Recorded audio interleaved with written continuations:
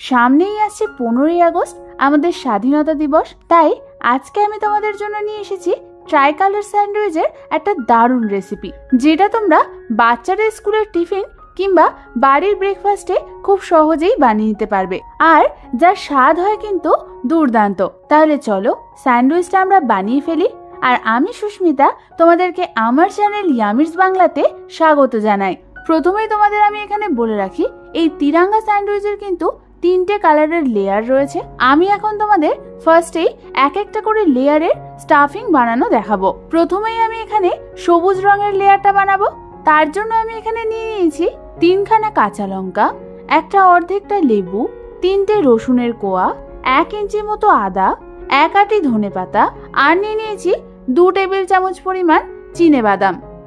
এবার আমি অন্যদিকে একটা মিক্সার গ্রাইন্ডার জার নিয়ে একে একে ওর মধ্যে দিয়ে দেব ধনেপাতা, আদা, রসুন, কাঁচা লঙ্কা, চিনাবাদাম, হাফ চামচ পরিমাণ নুন, হাফ চামচ পরিমাণ চিনি, আর ওর মধ্যে দিয়ে দেব লেবুর রস, আর 2 থেকে 3 টেবিল চামচ পরিমাণ জল।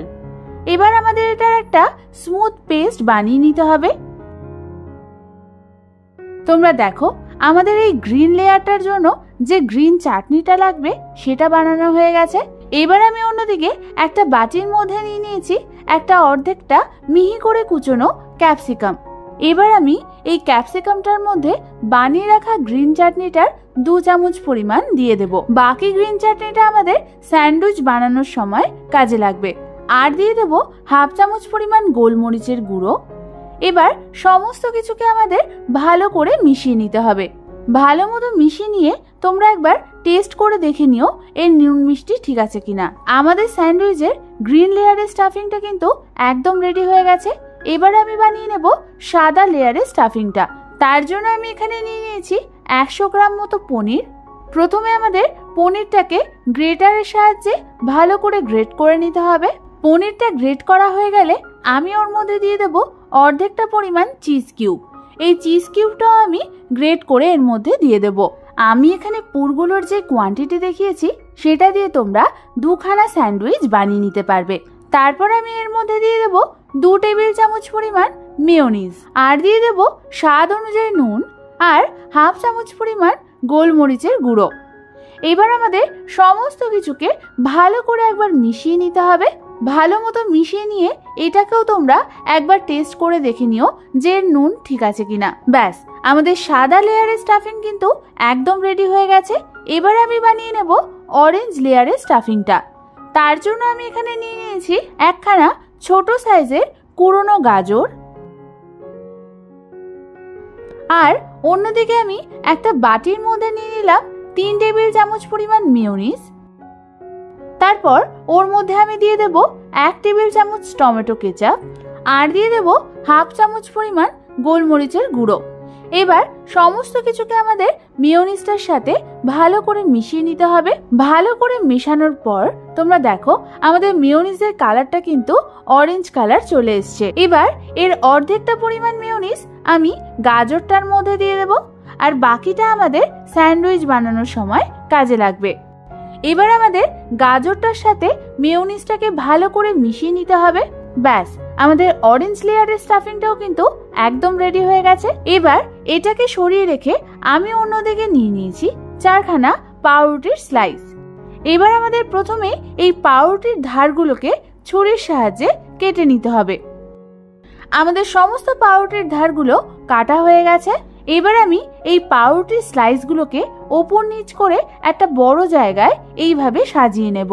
এবার আমি প্রথমে ওপরের পাউরুটির স্লাইস দুটোতে অল্প অল্প করে বানিয়ে রাখা গ্রিন চাটনিটা চামচের সাহায্যে দিয়ে দেব। তারপর আমাদের এই গ্রিন চাটনিটাকে পাউরুটির স্লাইসে ভালোভাবে চারদিকে স্প্রেড করে দিতে হবে। ভালো মতো গ্রিন চাটনিটা স্প্রেড করা হয়ে গেলে আমি প্রথম পাউরুটির স্লাইসটার মধ্যে দিয়ে দেব 2 চামচ পরিমাণ বানিয়ে রাখা গ্রিন স্টাফিংটা। তারপর চামচের সাহায্যে আমি এটাকে চারদিকে ভালো করে স্প্রেড করে দেব। এবার পাশে আমি যে ব্রেড স্লাইসটাতে গ্রিন চাটনি মাখিয়ে রেখেছিলাম সেটাকে এর ওপর এইভাবে দিয়ে দেব। এরপর ওই পাউরুটিটা আর তার ঠিক নিচের পাউরুটিটার মধ্যে আমি দিয়ে দেব অল্প অল্প করে মেয়োনিজ। মেয়োনিজ দিয়েও আমাদের সেগুলোকে ভালো করে পাউরুটির গায়ে স্প্রেড করে দিতে হবে। এবার আমি ওই সেকেন্ড পাউরুটিটার উপরেই দিয়ে দেব 2 চামচ পরিমাণ বানিয়ে রাখা সাদা লেয়ারের স্টাফিংটা দেওয়ার পর চামচের সাহায্যে আমাদের চারধারে ভালো করে স্প্রেড করে দিতে হবে। তারপর এর ঠিক নিচেই আমি যে মেয়োনিজ মাখানো ব্রেড স্লাইসটা রেখেছিলাম সেটা এর উপরে এইভাবে চাপিয়ে দেব। তারপর ওই পাউরুটিটা আর পাশের পাউরুটিটাতে বানিয়ে রাখা যে অরেঞ্জ কালারের মেয়োনিজের মিক্সচারটা ছিল সেটা অল্প অল্প করে দিয়ে দেব। তারপর সেটাকেও আমাদের পাউরুটির গায়ে ভালো করে স্প্রেড করে দিতে হবে। এরপর ওই থার্ড পাউরুটিটার উপরেই আমি 2 চামচ পরিমাণ বানিয়ে রাখা অরেঞ্জ স্টাফিংটা দিয়ে দেব। তারপর সেটাকেও আমি ভালো করে চামচের সাহায্যে চারদিকে ছড়িয়ে দেব।